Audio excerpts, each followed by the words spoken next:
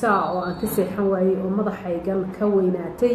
ayaan arkay inay yaro 15 jir oo tahriibtay oo hada tahriibtay la wala tahriibi jiray oo ilaahay dad uu badbaadin jiray dadna saas oo kala wadooyinka loogu qaban jiray tan telefoon baba inta la soo diray waxa leeyahay oo maxay qaxoontiga joogta oo lacag ay badan fara badan 8500 waa lacag aad u fara badan maba dhici karto mana heli karto wax maskaxda gali karna maaha hooyo waa hooyo iska Soomaaliyeed waa hooyo iska dhibaataysan waa hooyo qaxoontiga iska joogta iyada gabadhana ilaahay ka qabto gabadha yar horta ma la oran karo maxay u tahriibtay waa tahriibtay oo waa dhacday hooyana gabadheeda yar iska may dirteen ilma inan iyo intaba iska may dirteen mid kale gabadhaas oo kaliya ma aha inamadii internetka lagu soo shubay ee la garaacay wax aad looga naxo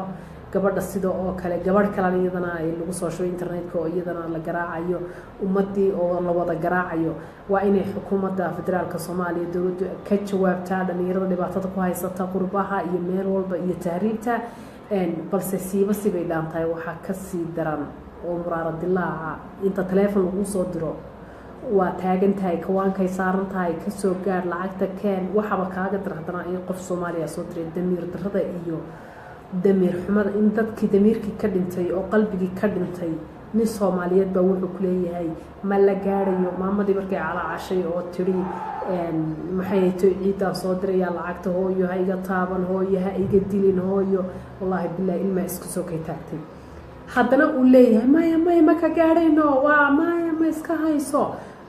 haddana ay dib calaacashay oo tiri hooyo ma 15 kan soo diraya hooyo haddaan soo diraya de aanay haynin oo niyada ugu dhisay hooyo gabadhii iidi oo gabadhii haddana maraad la ilaalisay horta hooyadaas waxaan ku wuri cadaab if umadina cadaab aakhira iska badaaytii if umadina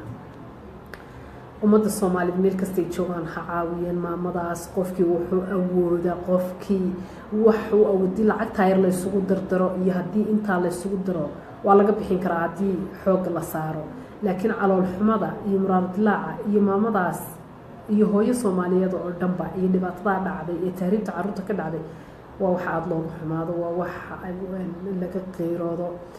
wadanka Liibiya uu saa u gelayo dhalinyar waa inay dawladda xukuumaddu ka hadashaa waa in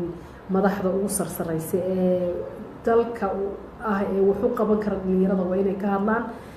sidoo kale waxa iyadana naxdin inay yaro dhalinyara oo haddana isaga indhaha aad ku arkaysid oo la garaacayo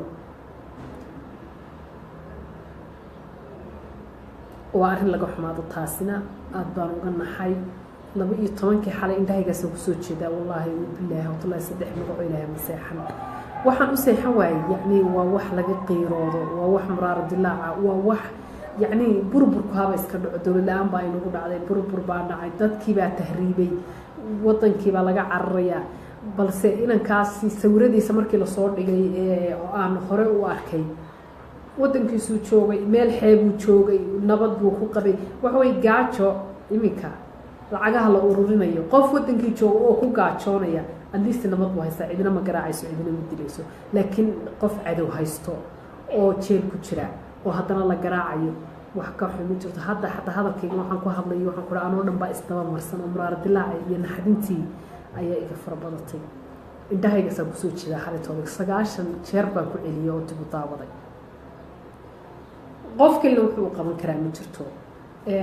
أنا وحي أنا وهيلي كرو أنا قبل لكن وحنا وشي أنت بيج كي كتير داونا يصدق فربضن أي طبعا داونا يا وأنا أركيا أو بيج كتير ما مضى إن بيج كان سوق لي